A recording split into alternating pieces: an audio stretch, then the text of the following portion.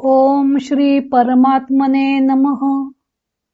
ज्ञानदेवांचा आत्मसंवाद प्रकरण 2. सद्गुरु वंदन. सद्गुरूंचं कार्य भाग 2. ओवी 3. जीवाच्या कल्याणासाठी हाकेसरशी धावत येणारे सद्गुरू जीवाचे कल्याण कसे करतात ते ज्ञानदेव सांगत आहेत.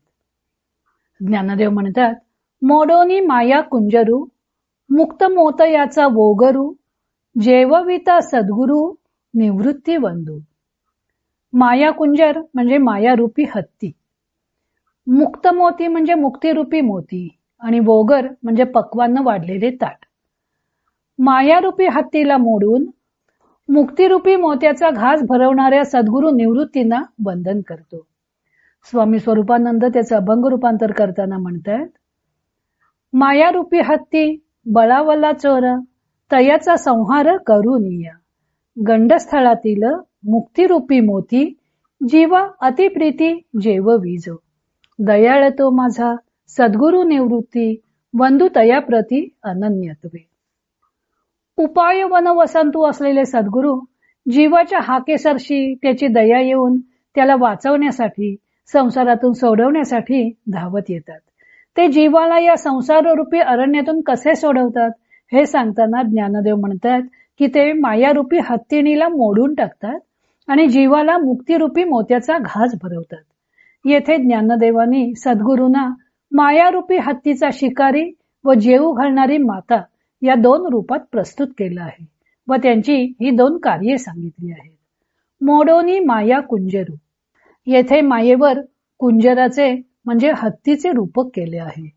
माया म्हणजे या मा, जी नाही ती माया. गारुड, जादू, कपट, अविद्या असे या शब्दाचे अर्थ आहेत.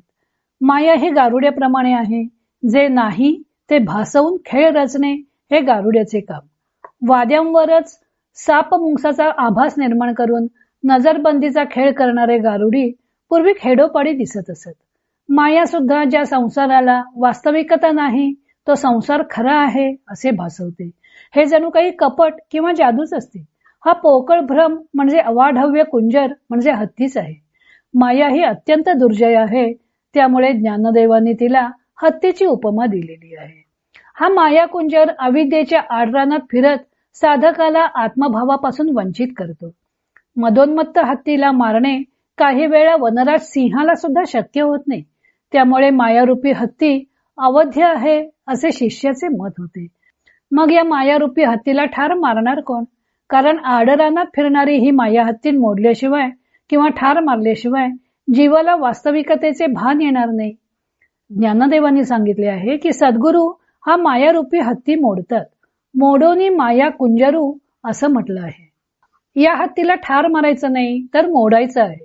कारण हत्ती खरा असला तर त्याच्या गंडस्थळातील मोती प्राप्त करण्यासाठी त्याला ठार मारता येईल. माया मरत नसते तर तिचा बाध होत असतो. मरते असे मानले तर मरण्यापूर्वी तिला अस्तित्व होते असे मानावे लागेल. उदाहरणार्थ घट फोडला, फुटल्यावर नाहीसा झाला, पण फुटण्यापूर्वी होता. पण रज्जूवर सापाचा आभास झाला आणि नंतर तो साप नसून रज्जू आहे हे कळले, तर तेथे पूर्वीही साप नव्हता आणि ज्ञानानंतरही राहिलाच नाही. म्हणजे पूर्वी भासला होता पण त्याचे अस्तित्व नसल्याने त्याचा बाध झाला. हा माया हत्ती खरा नाही. मायेने जादूने उभा केलेला हा देखावा मात्र आहे. पण हा पोकळ भ्रम एवढा काही हत्तीसारखा वाढला आहे की त्याच्याशी 2 हात करणे जीवाला अशक्य होऊन बसले आहे. त्याला मोडून या रानातून बाहेर पडणे ही काही सहज सोपी गोष्ट नाही. त्यासाठी सद्गुरूंची मदत हवी. हा मायाकुंजर मोडणारे सद्गुरू जणू आगळे वेगळे शिकारीच आहेत. हे मायाकुंजराला मोडतात व मुक्तिरूपी मोत्याचा घास किंवा मोतीचुराच्या लाडवाचा घास भरवतात. कुंजर या शब्दात कु आणि जर असे 2 शब्द आले आहेत. त्यातील कु हा उपसर्ग वाईट या अर्थी वापरला जातो. उदाहरणार्थ कुलक्षण. कुंजर शब्द मायेच्या संदर्भात कु म्हणजे वाईट आणि जर म्हणजे जीर्ण अशा व्युत्पत्तीने घेता येईल. तसेच कु या शब्दाचा पृथ्वी असा एक अर्थ आहे. पृथ्वीआदी पंचमहाभूते जीर्ण होत पृथ्वी पाण्यात, पाणी तेजात अशा क्रमाने या पंचमहाभूतांचा विलय होतो. नंतर आकाशही मूळ मायेत विलीन होऊन ती मूळ माया सुद्धा परब्रह्मात विलीन होते. हत्तीच्या संदर्भात कुंज म्हणजे लता मंडप व र म्हणजे त्यात रमणार, अशा व्युत्पत्तीने अर्थ करता येईल. हत्ती जसा वृक्षवेलींमध्ये वनात रमतो, त्यात निवांतपणे फिरतो, त्याप्रमाणे जीव मायारूपी अरण्यात आनंदाने फिरत असतो, त्यातच रमून जातो. केव्हा तरी संकटाचे डोंगर कोसळले की मात्र त्या मायारूपी अरण्यातून बाहेर पडण्याचा प्रयत्न करू लागतो. वास्तविक हा मायारूपी हत्ती अगदी जीर्ण झालेला आहे, कारण त्या मायेला मूलतः अस्तित्वच नाही. त्यातून बाहेर पडणे फारसं कठीण नाही, पण जीवाला मात्र त्यातून बाहेर पडणे अशक्यप्राय होऊन गेलं आहे. त्यामुळेच जीवाने धावा करताच सद्गुरू धावून येतात आणि जीवाला मुक्तिमोत्याचा घास भरवतात. मुक्तिमोतयाचा वोगरू जेवविता सद्गुरू. हत्तीच्या गंडस्थात मोती असतो अशी कवी कल्पना आहे. या संकेताचा उपयोग करून ज्ञानदेवाने मुक्तीवर मोत्याचे रूपक केले आहे. मुक्त म्हणजे मोती, तसेच जीवाला या भवसागरातून मिळणारी मुक्ती. सद्गुरू हे मायारूपी हत्ती मोडून जीवाला मुक्तिरूपी मोती प्राप्त करून देतात. नुसतं देतातच नाही, तर त्या मुक्ती मोत्याचे जीवाला घास भरवतात. यातून ज्ञानदेवाने सद्गुरूंना मातेच्या रूपात प्रस्तुत केलं आहे. माता आपल्या बालकाचे सर्वतोपरी कल्याण इच्छिते. त्याला काऊ चिऊ दाखवून घास भरवते. बाळाच्या भुकेची जाणीव तिलाच असते. सद्गुरू सुद्धा असेच आईसारखे करुणापूर्ण आहेत. ते कारुण्याची मूर्ती आहेत, असे त्यांनी पहिल्याच ओवीत म्हटलं होतं. यो बुद्धे परतस्तु सह, अशा परमात्म्याचे ते ज्ञान करून देतात. राजहंस मोत्याचा चारा खातो. मुक्तिरूपी मोत्याचा चारा खाणारा शिष्य सुद्धा राजहंसासारखाच असावा लागतो. राजहंसाचे वैशिष्ट्य काय, तर निरक्षीर विवेक. दुधातील पाणी तो बाजूला करतो, अशी कवी कल्पना आहे. तो जसा निरक्षीर विवेक करतो, तसेच शिष्य सुद्धा आत्मानात्म विवेक करणारा असेल तर त्याला सद्गुरू मुक्ती मोत्याचा घास भरवतात. असे हे सद्गुरू कोण, तर निवृत्ती. भ्रमाच्या भल्या थोरल्या गजराजाला लोळवण्याचं सामर्थ्य असणारे हे निवृत्तीरूपी सिंह आहेत.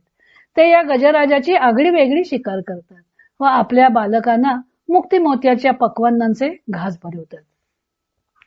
लौकिकात निवृत्तीनाथ हे ज्ञानदेवांचे सद्गुरू आहेत.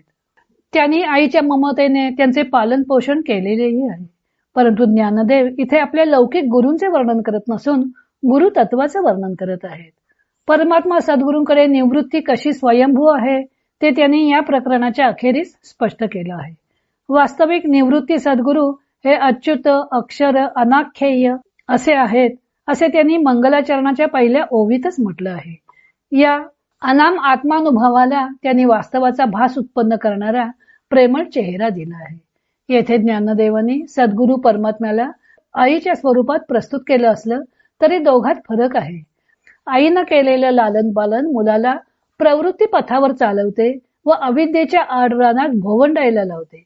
सद्गुरू निवृत्तीनाथ मात्र या बालकाला निवृत्तीच्या मार्गावर चालवतात व अविद्येच्या आडरानातून बाहेर काढतात. नाहीतर जीव अविद्येच्या आडरानात जीवपणाचे फेरे हे कदान्न भक्षण करून त्यातच कृतक समाधान मानत असतो. उपक्रमाच्या पहिल्या 3 ओव्यातील पहिल्या ओवीत ज्ञानदेवाने सद्गुरूंचं स्वरूप उपायवन वसंतू आणि अमूर्तची परिमूर्तू असं सांगितलं व दुसऱ्या व तिसऱ्या ओवीत त्यांचे कार्य सांगितले आहे. त्यातील दुसऱ्या ओवीत अविद्येच्या आडरानात भोवंडत असणाऱ्या जीवाला सोडवण्यासाठी सद्गुरू करुणेने धाव घेतात असे म्हटले होते व या ओवीत मायारूपी हत्तीण मोडून जीवाला मुक्तिमोत्याचा घास भरवतात असं म्हटलं आहे. ज्ञानेश्वरी किंवा इतर वेदांत ग्रंथात माया, अविद्या, प्रकृती, अज्ञान हे शब्द समानार्थक मानलेले आहेत. पण अमृतानुभव या ग्रंथात या शब्दांच्या अर्थात थोडा फरक आहे. अज्ञान जेथ असावे तेथ सर्व नेण होवावे, ऐसी जाती स्वभावे अज्ञानाची, असं अमृतानुभवातल्याच 7व्या प्रकरणात म्हटलेलं आहे. अज्ञान जेथे आश्रय रूपाने राहते तेथे त्याने सर्व काही नेणते करणे, काहीही न करण्यासारखे करून सोडणे हा अज्ञानाचा स्वभाव आहे. जिती अविद्या तैसी अन्यथा बोधाते गिवसी, तेची यया बोधेसी निमाली उठी, असं ज्ञानदेव अमृतानुभवाच्या 3ऱ्या प्रकरणात म्हणतात. अन्यथा बोध निर्माण करणे म्हणजे भ्रमण निर्माण करणे हा अविद्येचा स्वभाव आहे. अविद्येतही अज्ञान आहे, पण येथे केवळ एखाद्या गोष्टीचे ज्ञान नसणे नाही, तर त्या ठिकाणी दुसरे ज्ञान निर्माण करणे आहे. उदाहरणार्थ, अंधुक प्रकाशातली दोरी दिसलीच नाही तर ते अज्ञान झाले, पण त्या ठिकाणी साप दिसला की ती अविद्या झाली. जो विये चराचरे, जी चराचर विते म्हणजे जन्माला घालते ती प्रकृती. प्रकृती ही सृष्टीला कारणीभूत आहे, तर माया अनंत वैचित्र्याचा आभास निर्माण करणारी शक्ती आहे. सद्गुरू प्रथम अविद्या अज्ञानासहित निवृत्त करतात. अविद्येमुळे जीव स्वतःला ब्रह्माहून वेगळा समजत होता, त्या अज्ञानाची निवृत्ती होते. जीव ब्रह्मातील द्वैत नाहीसे होण्याबरोबर जगत ब्रह्मातील द्वैत सुद्धा नाहीसे व्हावे लागते. जग हे सुद्धा ब्रह्मरूपच आहे हे जाणून घ्यावे लागते. सद्गुरू माया कुंजराला मोडून मायेने निर्माण केलेला मिथ्या नामरूपाचा भ्रमही नाहीसा करून नामरूपे ही सुद्धा ब्रह्मरूप आहेत याचे ज्ञान करून देतात. अशा प्रकारे अहम ब्रह्मास्मी पासून सुरू झालेला प्रवास तत्वमसी अयमात्मा ब्रह्म व शेवटी सर्वम खल्विदम ब्रह्म या महावाक्याशी येऊन संपतो. या ओवीतील भाषिक वैशिष्ट्य म्हणजे म वर्णाच्या अनुप्रासाने साधलेली लय. सद्गुरूंचे स्वरूप व कार्य सांगितल्यावर पुढच्या ओवीपासून ज्ञानदेव सद्गुरूंचा महिमा गाणार आहेत. तो भाग आपण क्रमशः उद्यापासून पाहू. इतर अनेक ग्रंथांचा आधार घेऊन संत ज्ञानदेवांच्या अमृतानुभव या ग्रंथाचं लेखन व वाचन सौ मनीषा अभ्यंकर मिरज यांनी केलं आहे. हरिओम तत्सत.